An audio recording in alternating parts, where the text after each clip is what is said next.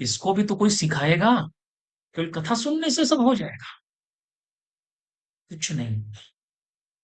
केवल time being के लिए जैसे वैराग्य पैदा होता है ना, शमशानी वैराग्य, कि अगर कोई गुजर जाए तो हमें शमशानी वैराग्य हो जाता है कि भैया सत्य बोलो मुक्ति है, हरि नाम सत्य है। और जैसे ही 8-10 दिन गुजरते हैं वैसे हम फिर झूठ बोलने लगते हैं। सही है? तो हमें शमशानी वैरागी नहीं बनना है। हमको पक्का सशक्त वैरागी बनना है। और तुमको बनने के लिए रोज धक्का मारने की जरूरत है। ये धक्का तुम लेना बंद कर दोगे, मैं तुम्हें मोटिवेट करना बंद कर दूंगा, सब खत्म हो जाएगा। सब खत्म हो जाएगा। और किसी भी तरीके के भटकन को मत लाओ, क्योंकि कोई भी काम गैर जिम्मेदाराना व्यक्ति से गैर जिम्मेदाराना तरीके से मत करो। कहीं भटक गए तो लौट जाएंगे। और उन्हीं युतियों पर काम करो, क्योंकि मैं इस बात का पूरा प्रयास करता हूं कि तुमको क्या मैं बता रहा हूं, मैं क्या पढ़ा रहा हूं, मैं क्या करा रहा हूं, स्पष्ट रहे, कोई कंफ्यूजन ना रहे।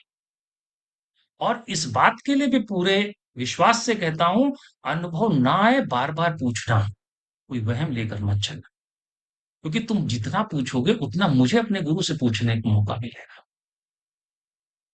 इसकी चिंता ना करो। एक विधि नहीं लगेगी, दूसरी लगेगी, दूसरी नहीं लगेगी, तीसरी लगेगी, कुछ और लगेगा। करेक्ट? तो इसलिए इन सब चीजों के बहकावे में मत आओ।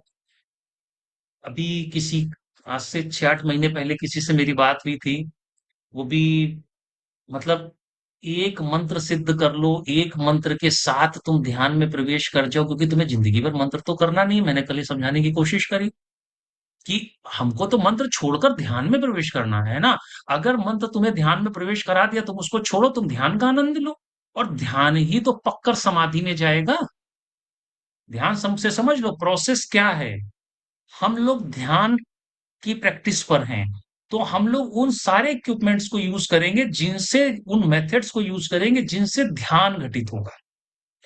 क्योंकि ध्यान सबसे ऊपर है, सबसे श्रेष्ठ है। अब ध्यान करने पर तुम ध्यान जब तुम्हारा पकता जाएगा, पकता जाएगा, पकता जाएगा, तो अपने आप ही वही ध्यान तुम्हें समाधि में लेकर जाएगा। अब जब समाधि पकेगी तो समाधि तुम्हें और अपने दूसरे कैरेक्टरिस्टिक में लेकर तुम्हारे अंदर जाएगी। तो यहां मंत्र मंत्र कहाँ रहा?